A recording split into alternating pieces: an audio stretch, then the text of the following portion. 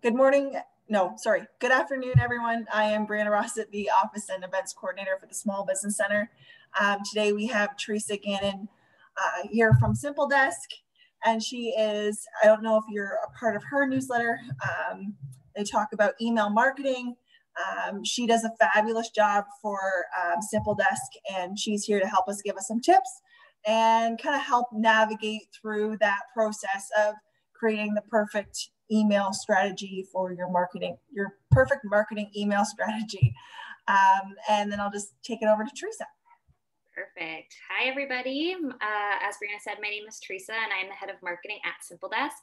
I've been in marketing for going on 6 years now, and a lot of it was similar to the role that I have now, where it's a small business and I have to wear a lot of hats. So a lot of my expertise has been primarily some schooling, but a lot of fly by the seat of your pants and figuring things out and reading. And I've done a lot of testing and see what works and what doesn't. So a lot of my webinars, if you've attended them before, are just based off of best practices and things that I absolutely don't want you to do, so that you don't ruin things like your email sending reputation. So I am going to pull up my presentation and I will screen share with everybody. And if at any point in the meeting I am going too fast, just let me know. Brianna knows very well that when I get excited, I start talking really fast. So I'm going to try really hard not to do that today. Let me just move everybody out of the way.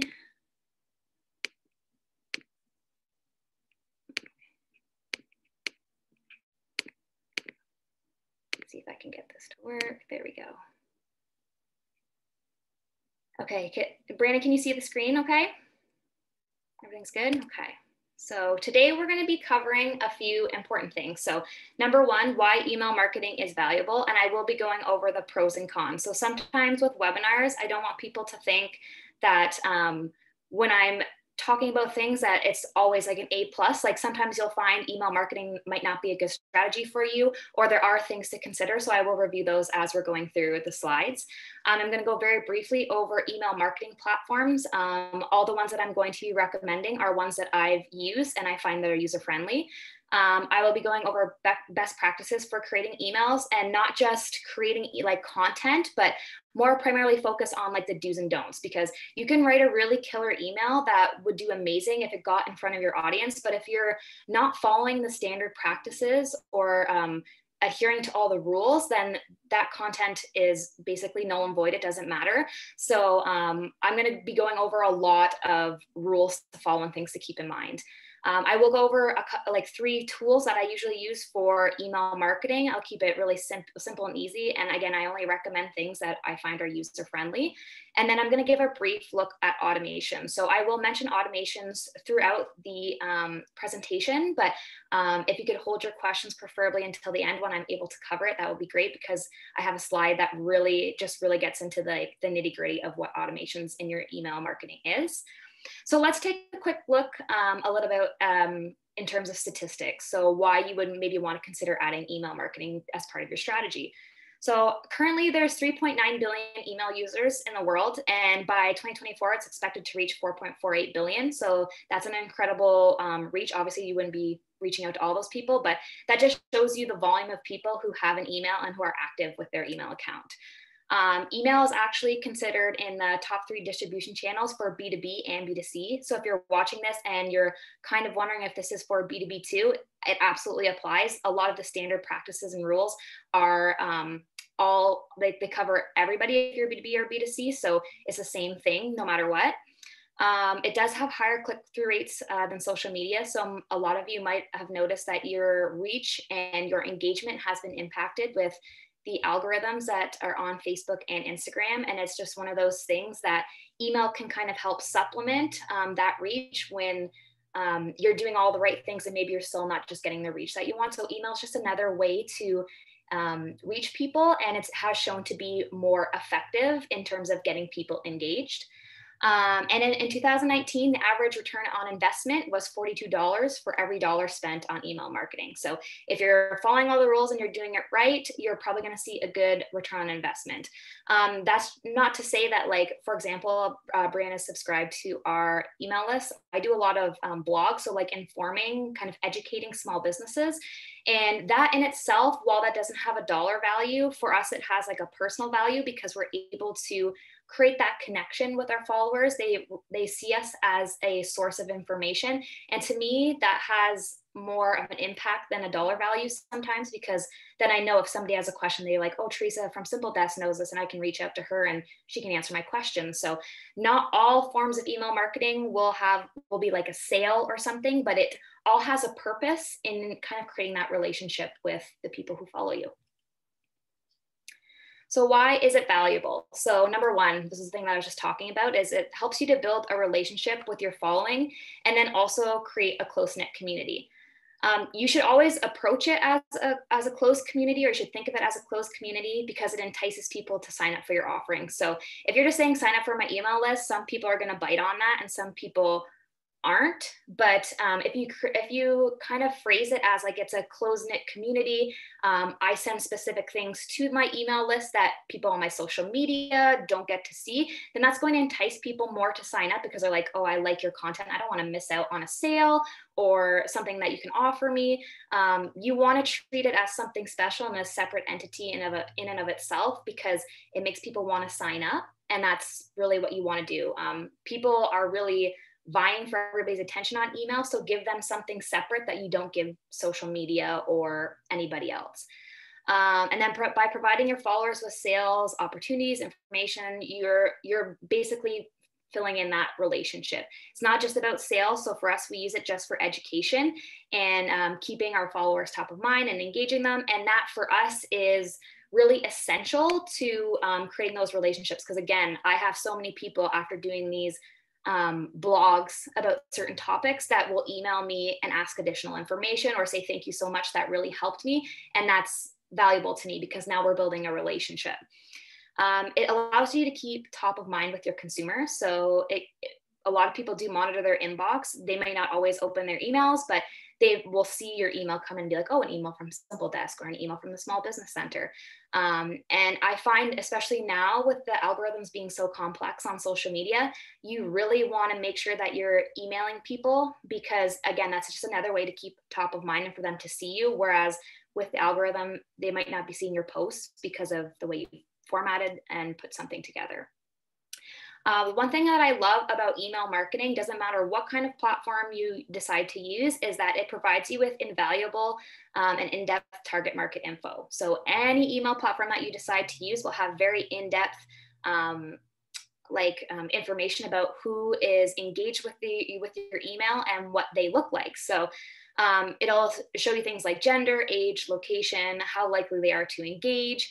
And this really helps you refine your messaging across all your marketing platforms. So say, for instance, you think that your ideal target market is 25 to 35, all females in a specific location, your email marketing actually might suggest otherwise. So you can take a step back and say, you know what, I'm not targeting the right people, or I need to refine my message.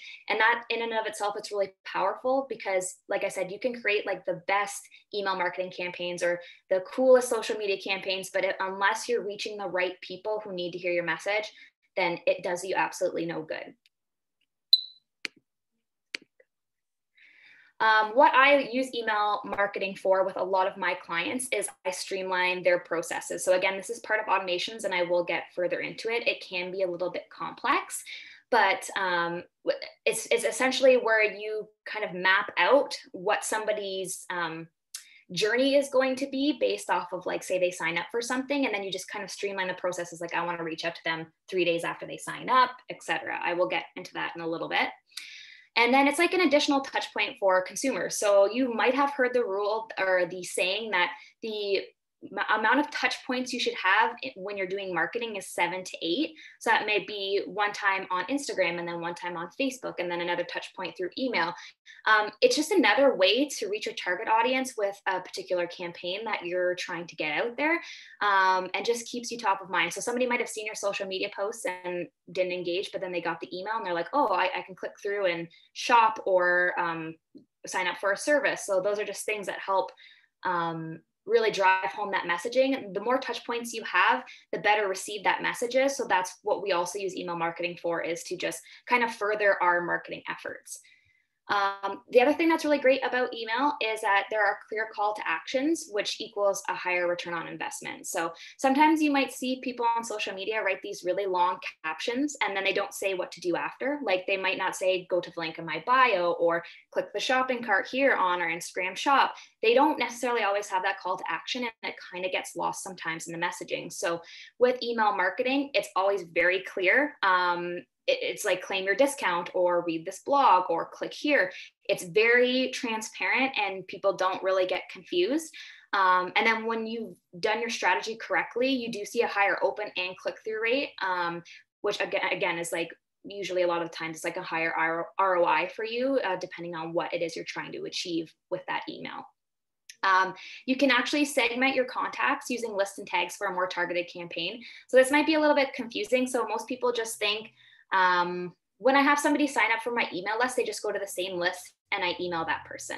But when you segment, which is basically like assigning them to a separate list or adding a tag to their account when they sign up onto your whatever platform you're using, it creates for more refined targeting. So you can send out a sale to 400 people on your newsletter list, and it could be about something specific, but if only like 10 people are interested in that, you're not going to see as high of an open and a click rate. That's why we recommend segmenting, because while you may only be emailing that particular segment of 10 people, you know that those 10 people are interested in that particular topic or whatever it is you're trying to email to them, and you're going to see a higher open and click-through rate because you're actually really giving them the content that they want. This plays a huge part in automations, and I will get into that in later slides. So what are some of the cons? So again, I'm always big when I'm talking about marketing tips or sharing marketing tips that just because it exists doesn't mean that it's right for you. So it's totally okay to try something and follow the best practices and put something together and it doesn't work for your business. That's okay. There's nothing wrong with trying and seeing how something does. Email marketing is not for everybody depending on what you offer. So here's a few things to consider as you're kind of moving forward in figuring out if it's right for you. So email marketing platforms can be expensive depending on what you need them for. So it's always really good to start small. So if you start with a MailChimp account and you've got the basic and you just want to send emails out, that's totally fine. But if you want to do more automations or like segmenting or like abandoned cart automations, then you really want to have something that's a little bit more, that can do a little bit more, and then you'll have to pay more for that service. Right now, we are seeing more competition than before because, of course, with COVID, in-store shopping has been extremely limited, if not impossible. So most people to combat not having in-store sales have really turned to email marketing. So you might not have had the same amount of competition that you do now that you would have had 3 years ago if you explored email marketing, which is why some of the tips and tricks I'm going to share with you later on in the webinar are essential to follow, because you will really get lost in the crowd if you're just sending out basic campaigns and not really thinking everything through. And it's just going to be a waste of your time. You really have to put yourself front and center and give people something that gets them excited and engaged, because like I said, everybody's emailing now. You have to really set the tone and set yourself apart.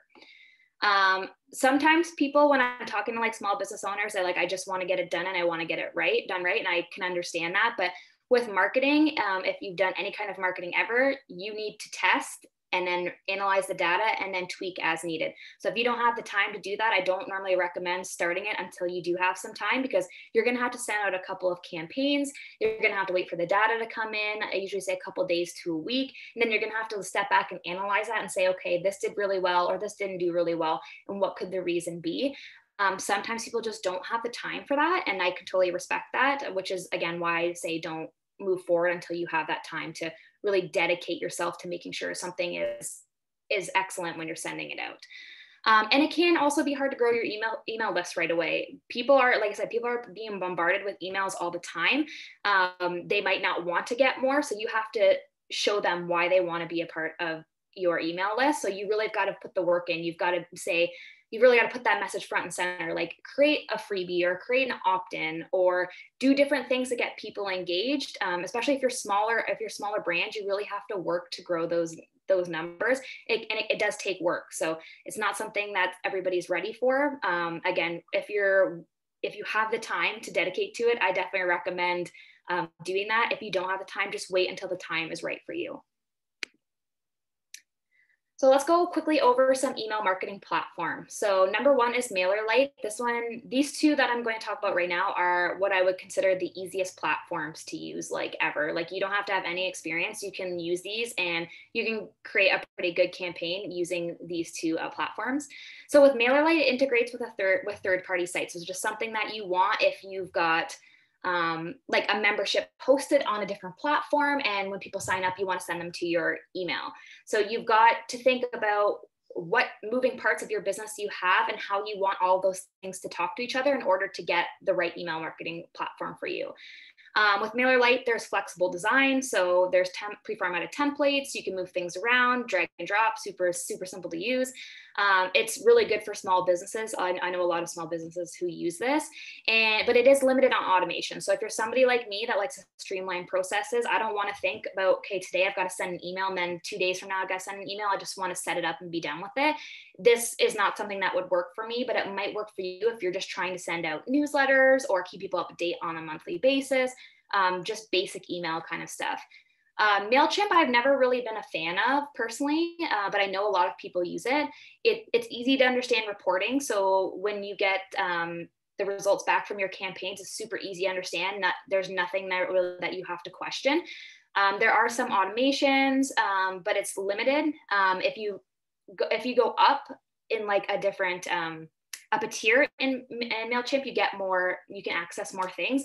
It is more affordable than the other two platforms I'm going to be talking about in the next slide, but I've never really loved it personally, but I've worked with it for sure. A good thing that it has is a lot of pre-formatted templates. So if design is not your thing, you can just click whatever template you like and put in your pieces. I find that some of the pre-formatted templates can be difficult to edit just because there'll be like a remaining block and you want to get rid of it and it won't go away. So there's little glitches like that, but there's always workarounds.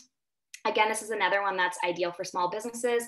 And what's great about this one is you can segment your contacts. So you can add tags and then put them on a list. So again, I'll just give you guys like an example because it might help you understand the concept of segments if you're a little bit confused. So say you are like, say you own a gym. So you like, that's your business as a gym and people have signed up because they want to get email notifications from you about the gym. But then say you have a class and that class is specific on yoga and you have people who you know are interested in yoga. So any promotions that you might have, you can assign a tag and say, so-and-so has come in for X amount of yoga classes. Now, when you have that sale, you can pick those people from that list and send them that particular sale on, if you're having a sale on yoga classes or if you're having a special night, you can send it directly to them because that's a more refined target that you know things that they're interested in, as opposed to sending it to 2,000 contacts and you only have people who are signed up to your list who like to receive information on lifting weights. So segmenting is just a great way to refine your list so that you can send out more targeted campaigns. Constant Contact is actually the one that I started using when I first got my start in email marketing. So with my training background, I didn't get any experience in email marketing. I just landed a job one day and they were like, here, you can do email marketing. And I was like, I have no idea what I'm doing, but I will figure it out. So I find with this one, it's really suitable for businesses that do a lot of sales and like coupon codes. It's really good for those kind of like short, sweet to the point emails. The drag and drop editor is excellent. You can just literally put images in, drag them and drop them from your desktop. It's a breeze to use. They do have automations, not as advanced as the next one I'm going to be talking about, but I did have some issues with it. I was not a fan of Constant Contact. I found it was really buggy. So there's always a lot of issues, and then you're always filing support tickets, which again, if you're just trying to get your emails out there, you do not want to worry about those. And then ActiveCampaign is my favorite. So this is the one that I use, and I use this with most of my clients. There are pre-formatted templates, and it's easy to create your own. So you just create a template for like a newsletter or for a sale, and then you can just pull those easily and put new information in as you need. The automation on this platform are superb. Again, I'll get into it later, but I use this for most of my clients who do email marketing. Again, segmenting your contacts with lists and tags are easy. There's no manual part of it. You can just do it all automated. It really helps to streamline processes. I have one client who uses it and drips content on a monthly basis. So I basically don't have to do anything. I just have to tell ActiveCampaign on the Monday in August, I need this to be drip email to them. And then the next Monday in September, I need this to be drip to them, and it just runs and I don't have to do anything. And what's really great about ActiveCampaign, especially if you do anything related to like what I do, is it has the ability to integrate with your website, so you can actually track what people are doing. So if you send somebody an email and they click on the link and they're on your website, you can see for however long they're on your website, what other topics that they clicked on. So that just gives you more information about how people are interacting with your site, and it might present to you some like holes where you might need to fill in and fix your website. And that kind of information, especially from a marketing perspective, is invaluable. It's stuff that you don't necessarily know to look for, but it makes all the difference in how you approach things. The other thing that I love about this is you can create forms directly on the platform. So you don't have to have Jotform. You don't have to have any kind of forms like that. You can just create a form in ActiveCampaign and either embed it into a web page or just link it in a blog. It's really that simple.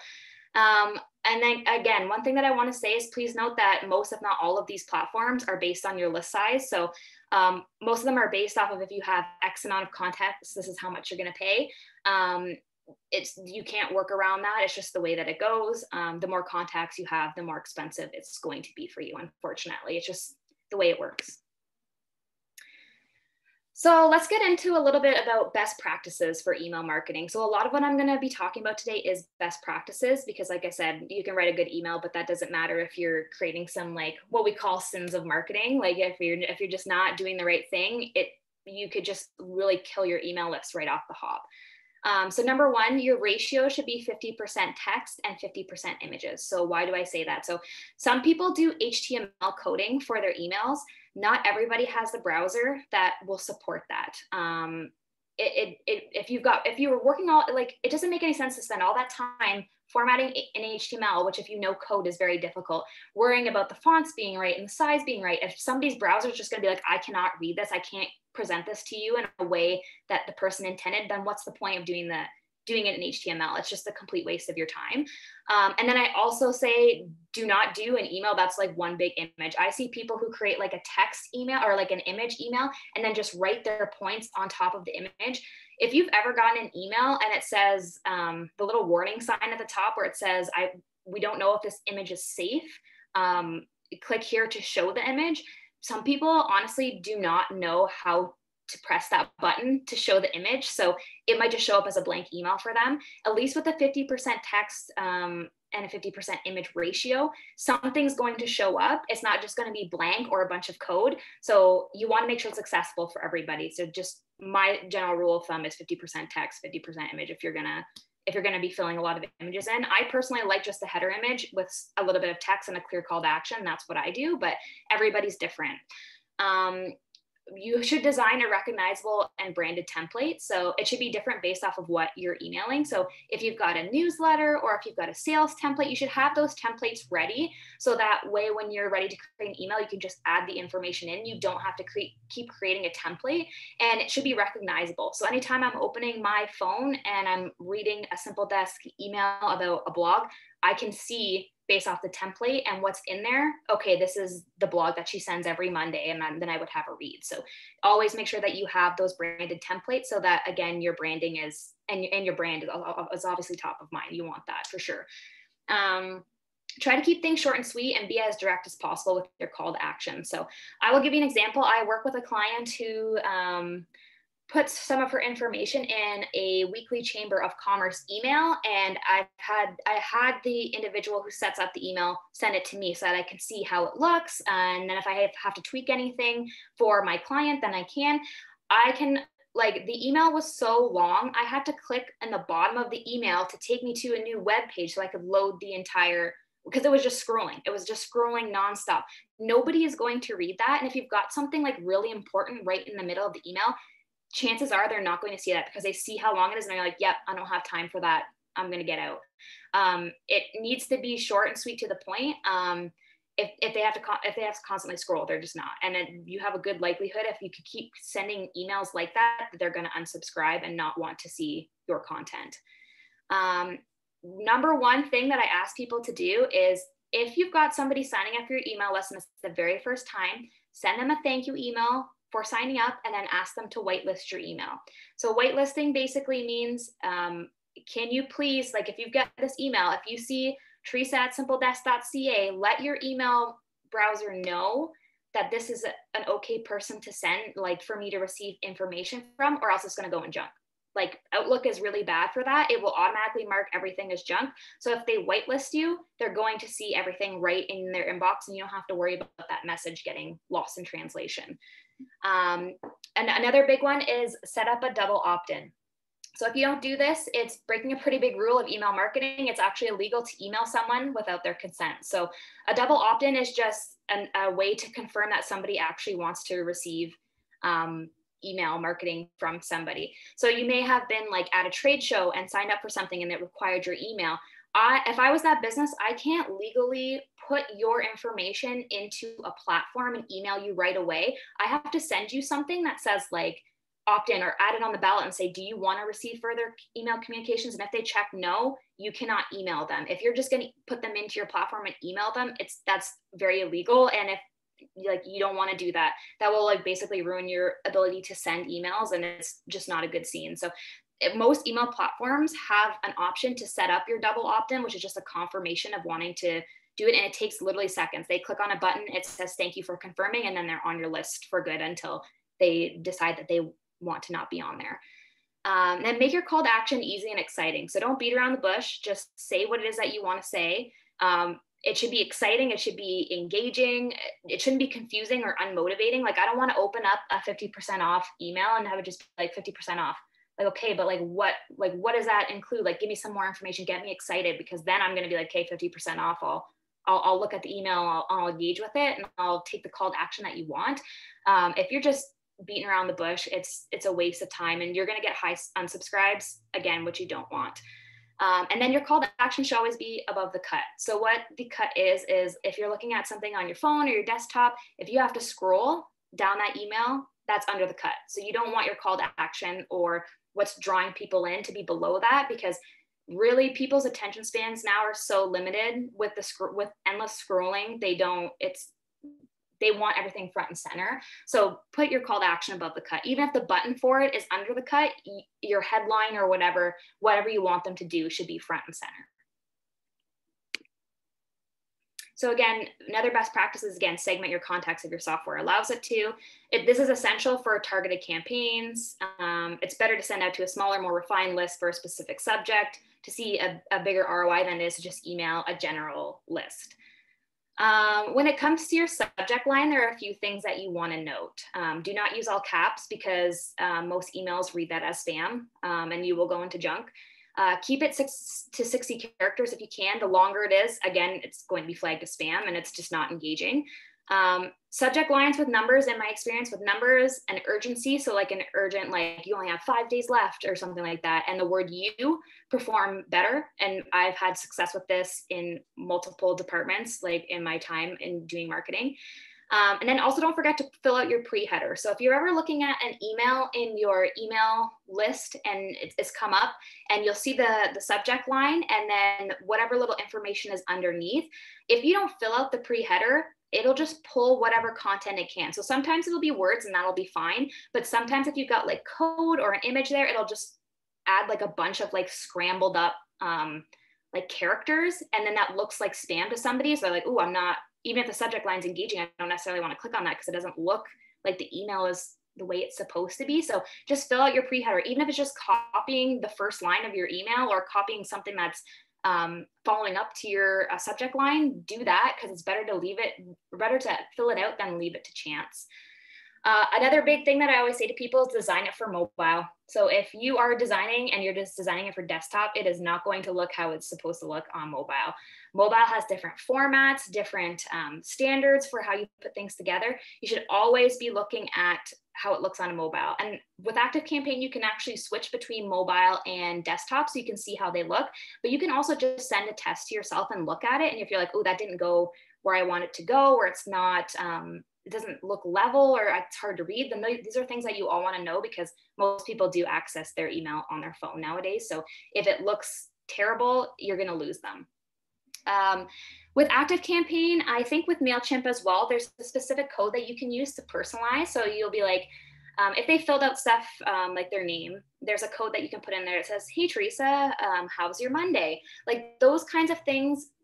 When you feel like a personal connection, or you see your name there, it's more engaging and it's more friendly. I always recommend doing that if your email platform allows. It's just a great way, again, to keep building those connections, and it makes you feel like somebody is talking to you. Like even for me, as somebody who uses this as a standard practice, when I get emails and my name is personalized, I know it's a strategy, but I still feel that connection to that brand. Like, oh, I put my name in there. So it doesn't hurt to do that. And the code's literally just a copy and paste, and it'll auto-populate based on who it sends to. Add social media, keep your captions short and sweet. So don't make things really long. Add social media buttons to the bottom of your email if you can. Depends on the platform, but just make sure that those are on there. I actually recommend building that into the template so that you don't have to constantly be adding your links. It's just there. Make sure that you have the unsubscribe info and your address in the bottom footer of the email. Removing those two things are usually not encouraged. It's actually illegal, again, to send an email without an unsubscribe, because people should have the right to choose whether or not they want to see your content or not. So you absolutely, at the bare minimum, have to have that unsubscribe option in your template. And I think MailChimp is one that doesn't let you take that out anyway. It says you have to have it, or else you're breaking some pretty major rules. And then if possible, add the option for somebody to share your email to their social media. So some platforms allow this, some don't, but there's a little bit of word that you can put at the bottom where it says, if you like this, you can actually share the email to your Facebook or whatever. And doing that gets people engaged, and they'll get like a web browser view of the email, and then people can have a look at it and be like, oh, I want to sign up for this content. It's not something that people use a lot, but I have seen people who do share the emails. It usually helps get a few more people onto your list. So again, some more best practices. So keep your images in your email smaller and fitted to whatever size you set your template. Don't have like a huge hulking image in there. It really affects your emails. If you're using Google or like Gmail or whatever, it really affects the ability to load that image. It's a nightmare. So just keep them small and formatted into the template.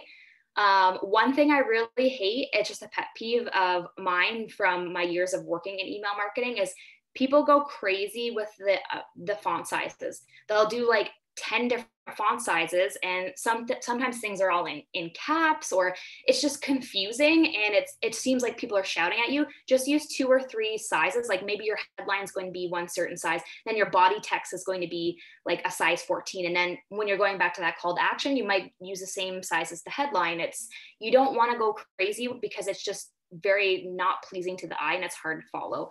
I also say, I see sometimes a lot of the time people will bold like massive amounts of their email. Just bold a couple of words that you want to draw people's attention to. The whole email isn't important. Like, what's the main part that you want to draw people's attention to, and bold that text.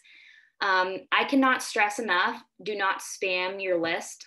There's no reason why you need to email people every single day. They don't like it. The more spam complaints you get, the more likely you are to be flagged. And again, you won't be able to probably send any emails at all, but it's a strategy. You don't want to send emails nonstop, because you basically what you're going to do, and I've had this experience with a client where I've come on board and they've basically spammed their email list to death. So whenever you send an email, even if it's a really good email, people are like, I got like 10 emails from this lady last week and I don't want to open. I don't care to.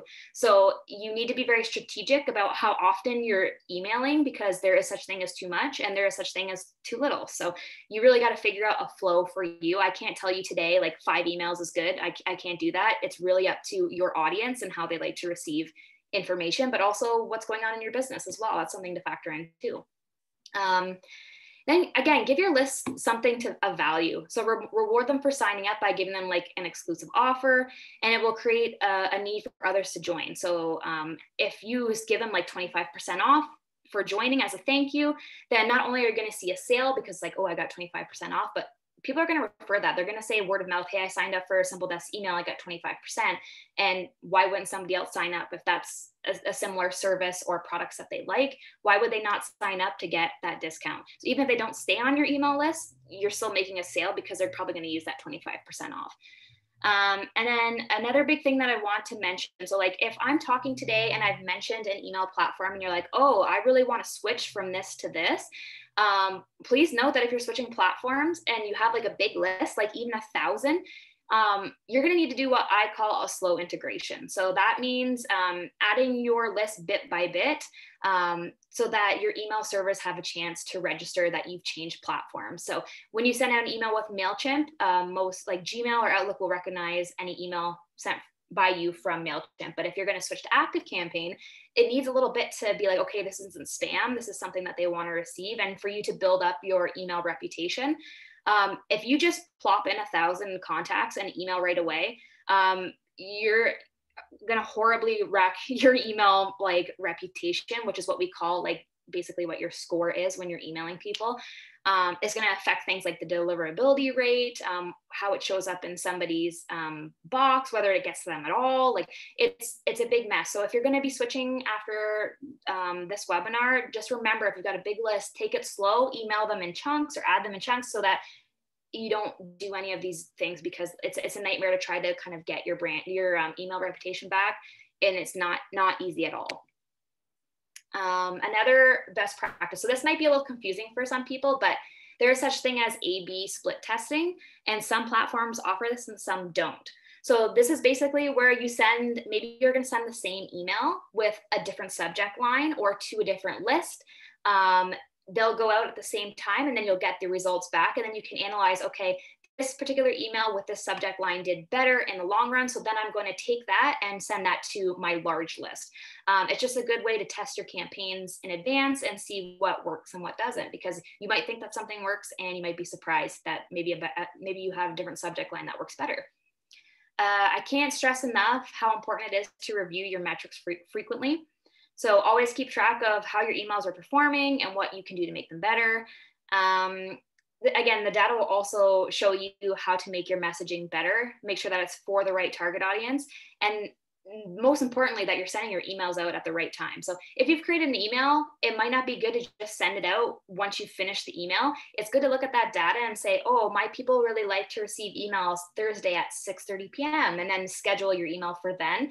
That's where the data really comes into play, because again, with the competition, if you're sending it at 12 and 20 other businesses that they're signed up for are sending it at 12, your message is going to get lost. But if you know, oh, my people are available at 6:30, I'm going to schedule mine at 6:30. So you have more of a likelihood of reaching them rather than just sending the campaign whenever you feel it should go out.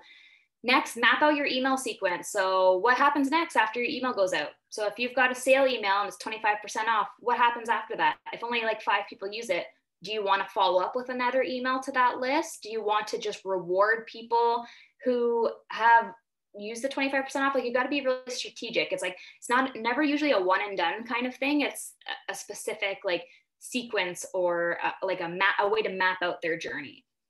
One of my other tips too is remove dead email. So when I say this to clients, sometimes they get really freaked out because they're like, oh, I don't want to lose so-and-so off of my list.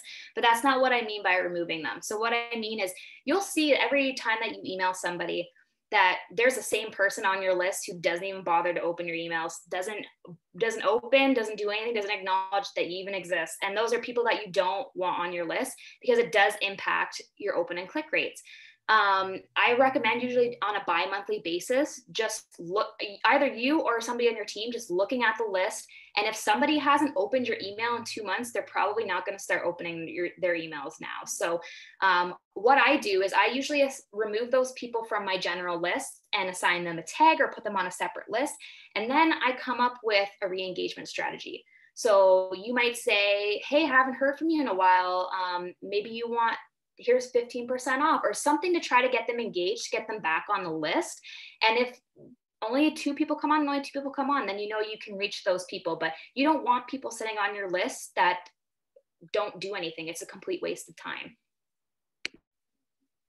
A big thing too that I can say is test your emails prior to sending them out. So if you just think it looks good and send it out and you don't look at it, you're going to 9 times out of 10, there's going to be some kind of fault.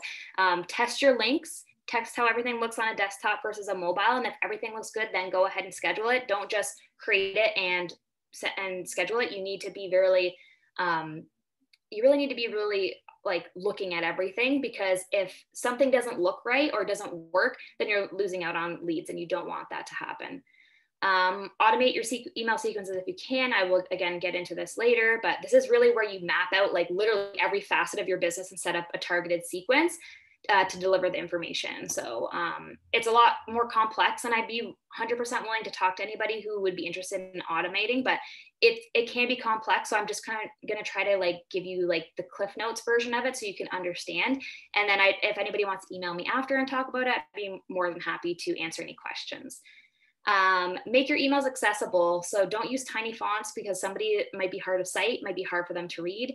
You want everybody to be able to access the information. If you're offering somebody something to try and get their email address, you have to give them the option to say yes or no to receiving further information. So if you got a form on your list and it's like for a freebie and somebody wants to sign up and get that, if you just put your name and email and yes, I want to receive information, you can't do that. You have to have the option for them to get that freebie, but then also say yes or no to receiving email communications. You can't force their hand to sign up. You just don't want to do that. One thing that I always ask people, because small businesses say to me, I want to grow my list. I want to have 400. I want to have 1,000. I want to have 1,500. Then I ask them why they want to have that big of amount.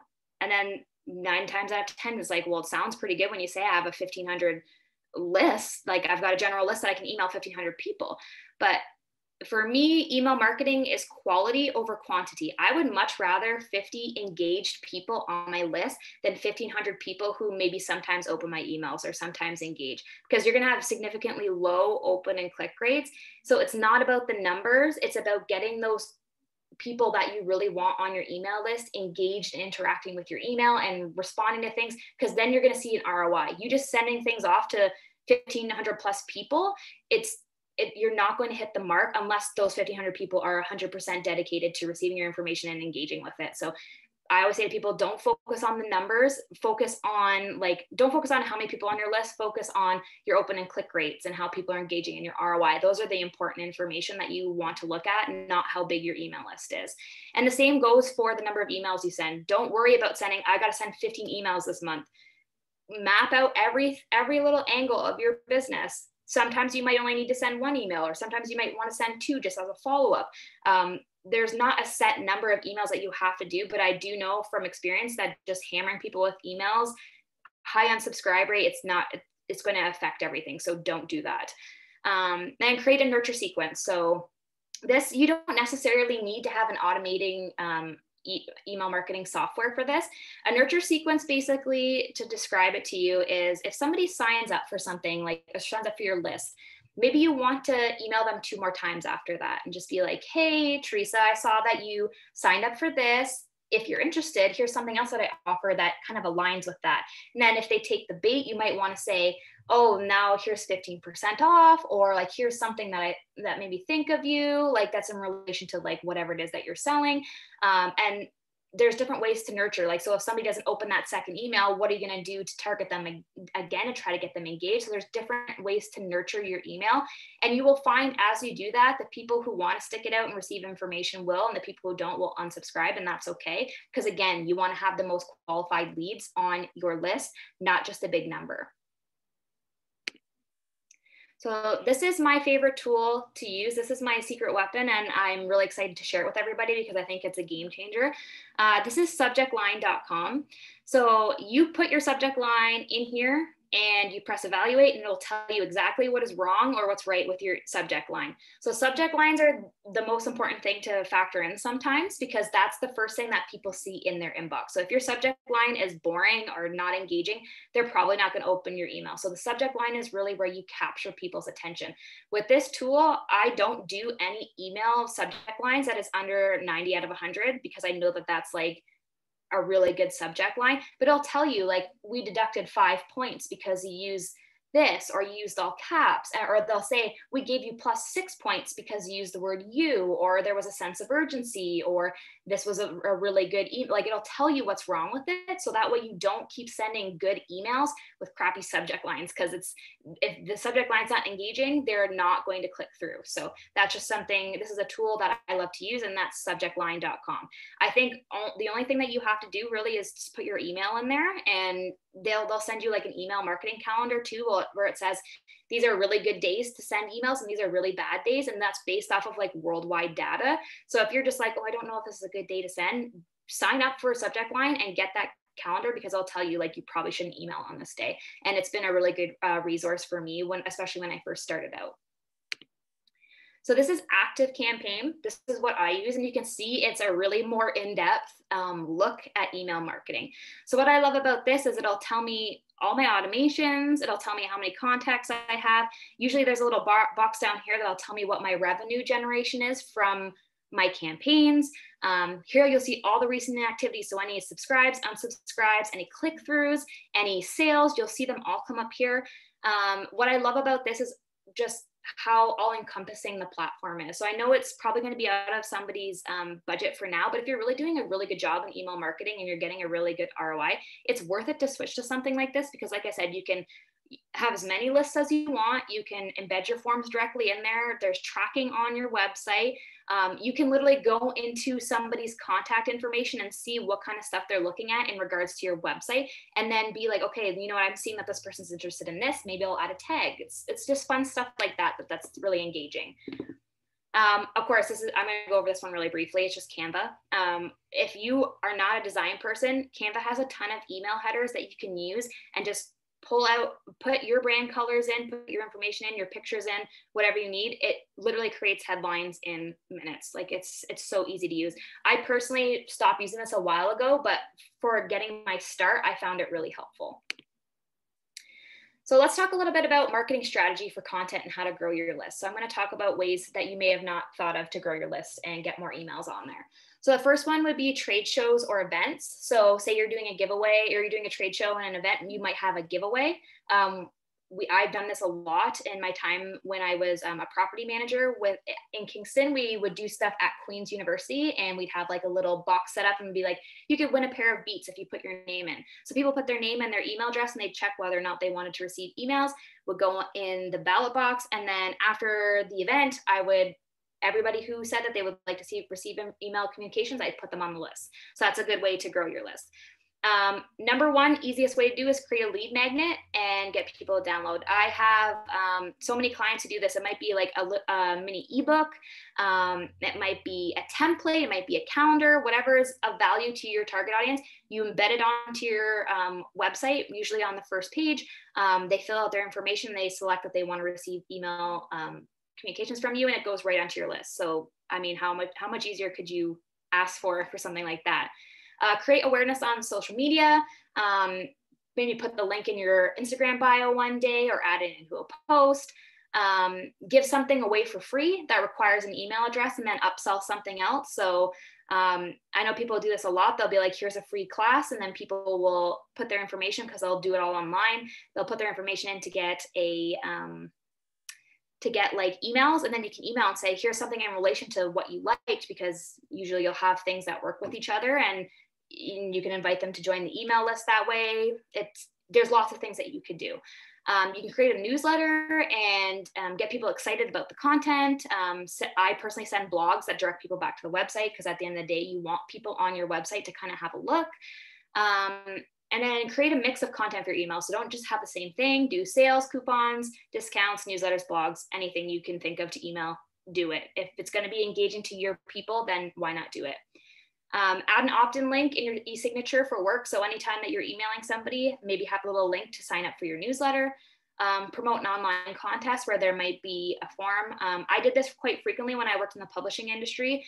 Our database at that point was 500,000 contacts. So we would actually, on top of selling in our magazines, we would also sell emails. So if somebody was like, I want to reach 500,000 people about my particular product, then we would create the email for them and send it out to our database. I would do this a lot for a contest. So people would pay a specific amount of money for a contest.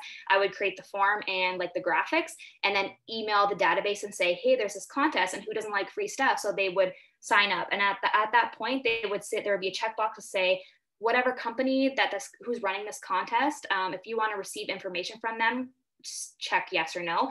And then those people would get that email list. So it was kind of a B2B kind of thing, but it helped grow other people's lists by leveraging our own, which is something a lot of businesses do in terms of collaboration.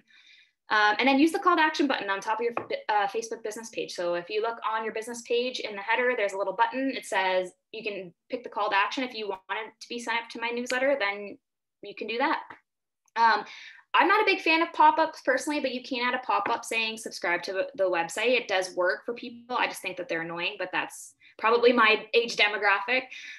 You can embed your email sign-up form on the first page of your website.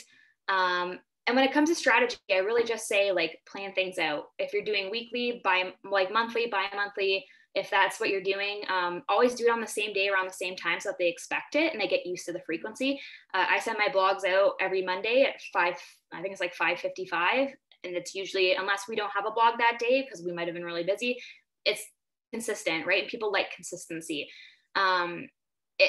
And then you really want to, again, be looking at whatever that data is telling you for the email. So if you look in your email campaign, you had a sale, somebody clicked through, but they didn't actually follow through. What are you going to do? Are you going to email them? Or are you just going to leave it? Like, what would you like for the follow-up to be, if anything? Because it could be that they just need another little push to make that sale. So what's the most effective way to reach out to them again?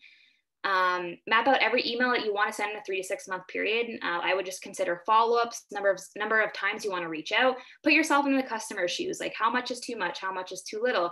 If you're on the fence about something, how would you like to be reached out to say, do you want to use this 25% offer or whatever it is that you're offering? Really kind of put yourself in their shoes and figure out what works in terms of strategy. And then again, strategy is different for everybody. So with these webinars, I don't have all the answers. I just have like, here's best practices, like do's and don'ts. So I might, for somebody like me, once a week might be a good strategy, but it might not be a good strategy for you. So you need to do a few tests to figure out what works best for your business and what works best for you and what you're able to do. Like if you're a one-person show, you're not going to want to be sitting there doing emails 3 times a week. What is going to work best for your business to see a good ROI? But what's at the end of the day going to make you happy? Because there's nothing worse than having an overwhelming amount of content and just being stressed. Like, I didn't write this email, or I haven't sent this email out. So just figure out a flow that works for you. So what I've used email marketing for, so this is kind of, again, strategy, and I have experience in all of these, and I use all of these frequently. So newsletters, weekly, bi-weekly, monthly, bi-monthly, quarterly, I've done it all. Promos, discounts, and sales. Those are usually ones that work pretty good. Pushing products and services. So you might want to highlight a product one day or a service one day. Sending video replay. So I have a client that is a virtual membership. So for women in their midlife years, after every class, they get a video replay, and I just send it out to the list, and I say, okay, so-and-so signed up for this week, and send out that replay for them. And that target audience loves it. They find it really helpful. Blogs is primarily what I do for Simple Desk. And then again, leveraging an email list to send out targeted emails on behalf of other paying customers. it's a good way to create revenue if you've got a bigger list. I did it frequently when I was in publishing because we had such a large list. We had multiple large lists, so it was a good way to have some kind of revenue generated, but also to get our clients in front of other potential people and kind of grow their list as well. I've used it for welcome emails, thank you emails. So anytime somebody signs up, whether it's a membership or just a general subscription, I've done that.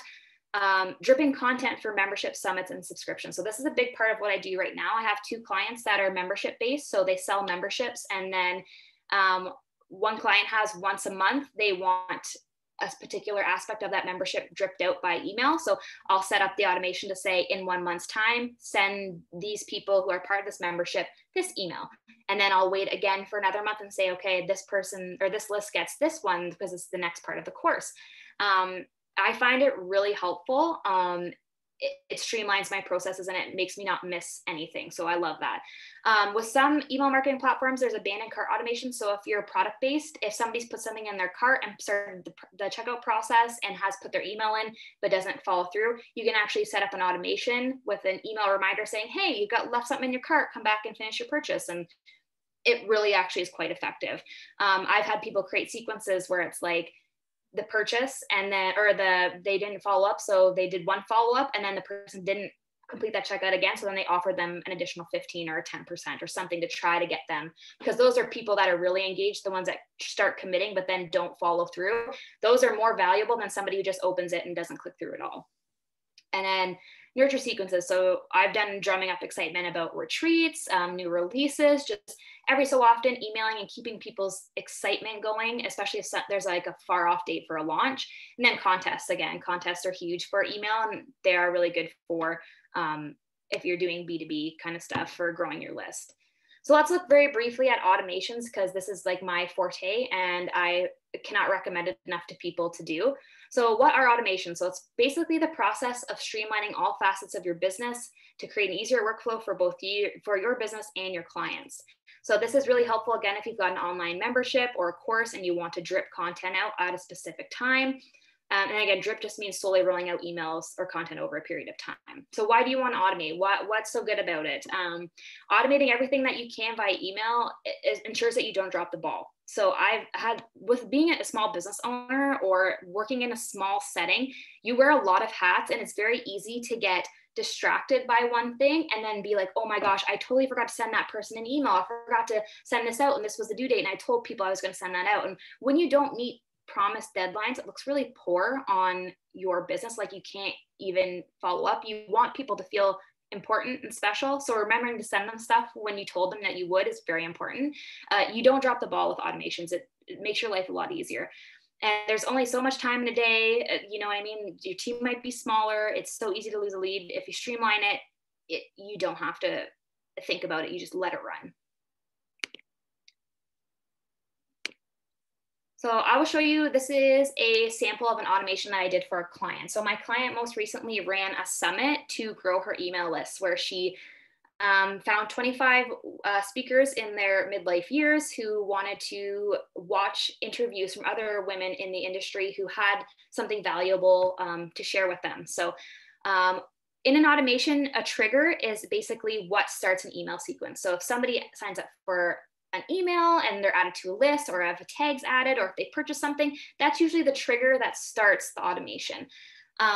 Here you can see that there's goals and wait time. So when somebody signs up for her summit, they automatically got a tag applied to them through the third party that we were hosting that summit on. So that pushes them down to the funnel. They get an email saying, thank you for your purchase, or thank you for signing up. Here's how the summit's going to go, because it was a pre-rollout. It was like 2 weeks before the summit even began. Then they get dropped. Once the email gets dropped to them, then they get put in a goal. So a goal or a wait time is basically, I don't want them to receive this first email until a specific date or a specific time happens. This started off as a nurture sequence, so just keeping people interested as we're promoting and getting more people in. What's great about the goals, as opposed to just waiting a week or waiting a couple of days, is that a goal basically says, like, if somebody were to come in here very last day, they're not going to get all of the emails that they miss. As soon as a day and a time hits, that's a goal, they'll just jump down to wherever they need to be. So you don't have to worry about moving people in, making sure they're getting any of the right emails, just pushes them down where they need to go.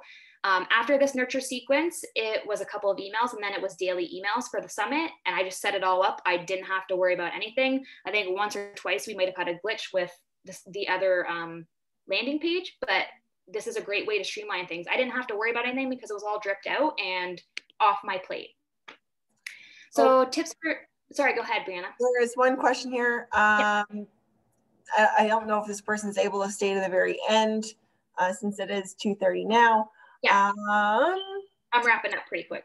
Ask Teresa where the call to action button is on the Facebook page, so I can add signing up for my email list as a call to action.